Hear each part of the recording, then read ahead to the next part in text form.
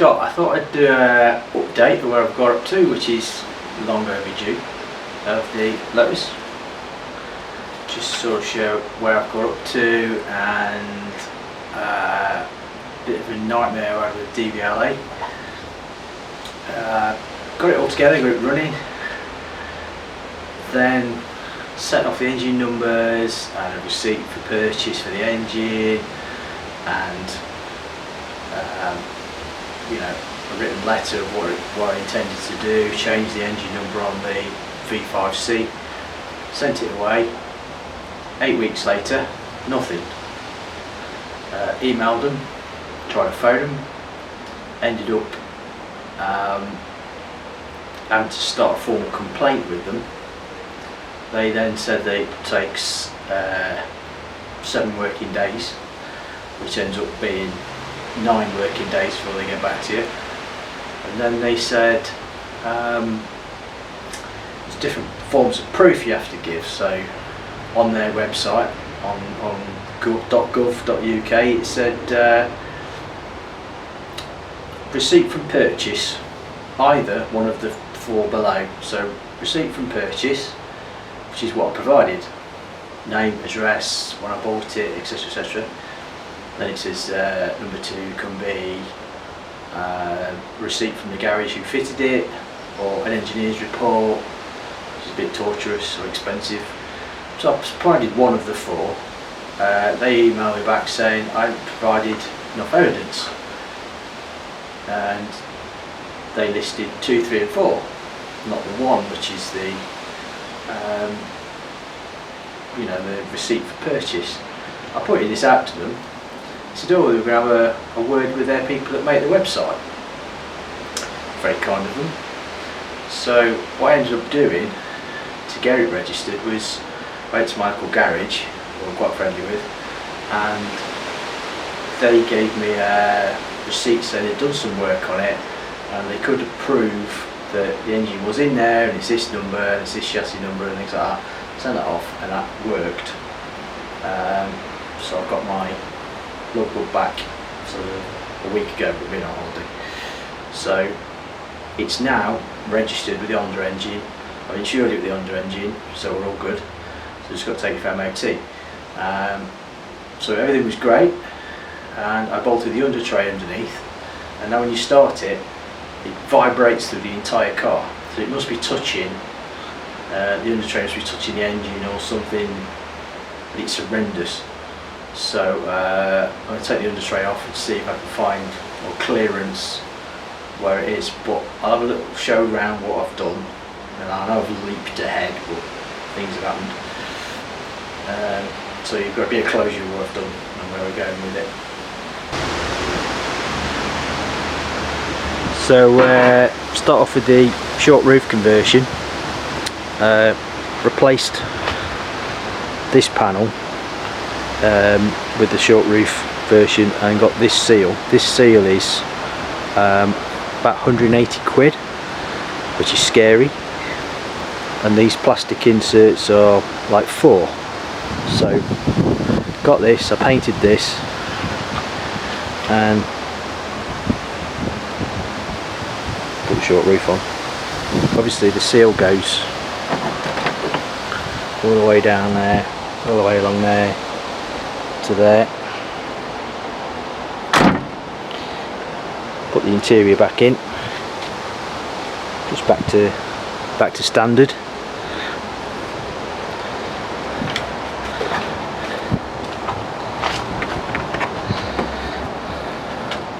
And the electrics, what I've done is I've put them inside the boot. Obviously when I started out I didn't want to have any exhaust running through here, which is generally the problem. So she's all in, covered in tree droppings, but and the Honda ECU isn't waterproof, so I brought it inside, and we've still got the Lotus ECU which runs the speedo and the temperature gauge on the clocks. So that's that.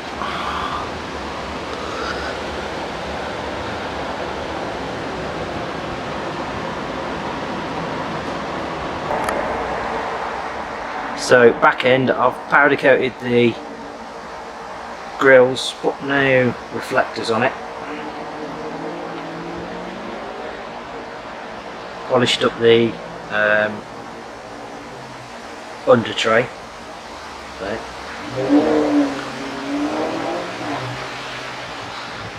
But I think this under tray is the issue with my vibrations. I'm going to take that off and see where we go from there. Also, apologise for the wind. I don't know if you can see that. I'm going to have to take the wheels off to show you. I've got fully floating discs on here now, so you have to spacer the caliper back 10mm because of 308mm discs, and I put exige wheels on it.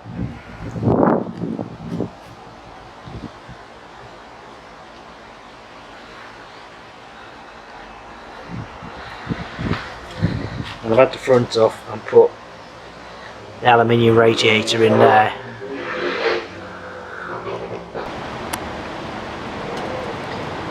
So you can see I've put the uprated arms, and you can see what I've done with the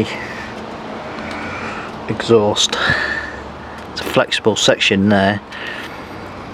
Put a sports cat in it there, and then this is a Jan Speed stainless steel back box for a K series Elise. You can just see in there there's nitrons and the braided brake hoses. Take the front wheel off so you have a better look.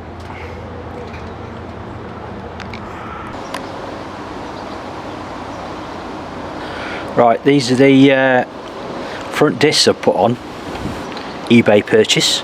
Apparently they are ex-Lotus. He tested them out,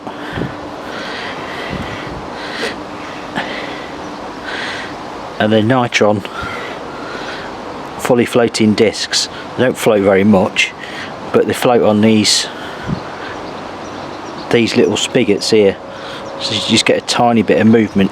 You can like feel a 1/4 mil, something like that.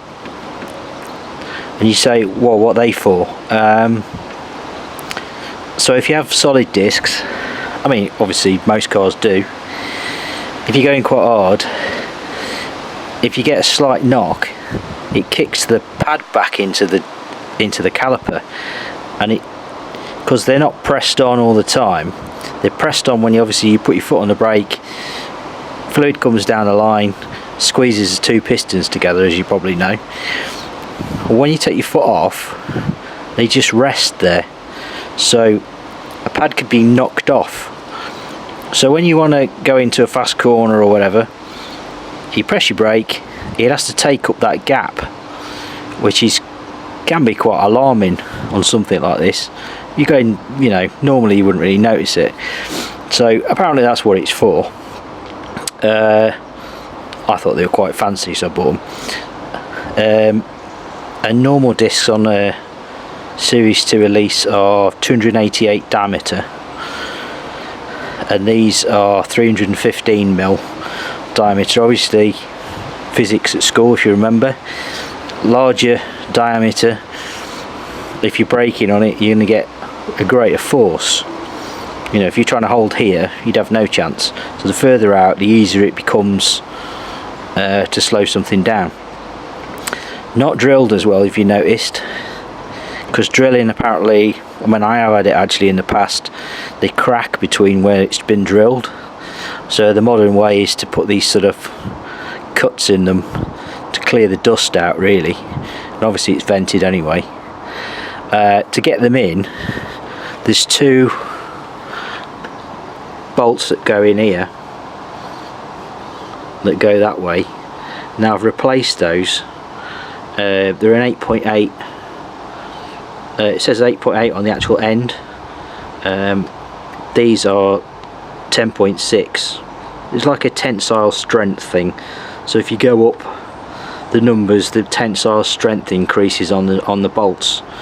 You can go to 12.6, I think there's a 14 as well, but the trouble is they get really fragile at that kind of strengths, and 8.8 is pretty strong, so when you go above that you really are, you know, getting to a seriously strong bolt. You know, one of these bolts hung from the ceiling, you could hang the car off it, and easy, probably 6mm. You could, I think Colin Chapman famously hung one of his Elans on a 6mm bolt that was 8.8, something like that. Might be wrong, but I'm sure I remember something like that. Anyway, much stronger. Obviously you've got to have them longer, and then all you do is put a spacer between the caliper and the mount. So I just turned a couple up on the lathe, and because I'd basically gone 288 to 315, it worked out at 10mm. So I made 2 stainless steel spacers, and I bought 10mm longer bolts, you know, higher tensile strength, and we'll see how we go on. Obviously I've put braided lines all around, and I've gone to nitrons as well, with adjustable platforms, and these springs are basically double the normal rate, about £200 on the front, £250 on the back. That might be a mistake. Track days, apparently it's great. On the road I might be pulling them back off again. I don't know, let's see. Just going up and down the drive sort of thing, it's fine. But, and apparently the nitrons are a big improvement on the normal shocks, saying I only had them on for 500 miles, so that was a waste. But you know, it's life playing with cars, isn't it? So there you go for the brakes. And the back brakes, all I've done is change the pads for the carbon elise pads, which are much grippier, because I always think these are a bit under braked at the back, so I've gone with much better pads at the back. These are quality pads, but they're nothing like they're not the high-end ones. I'll see how I get on. If I think I need more braking on the front, I shall put, you know, more expensive pads in. But this is the third set of pads I put in the front, and I mean, I've barely taken the glaze off any of the 3 sets I've had, so it's more of a testing thing really. I've got loads of pads now that are no use to anybody, but you know, that's life, isn't it? So there you go for the brakes, and it's soon to go for an MOT, so all good.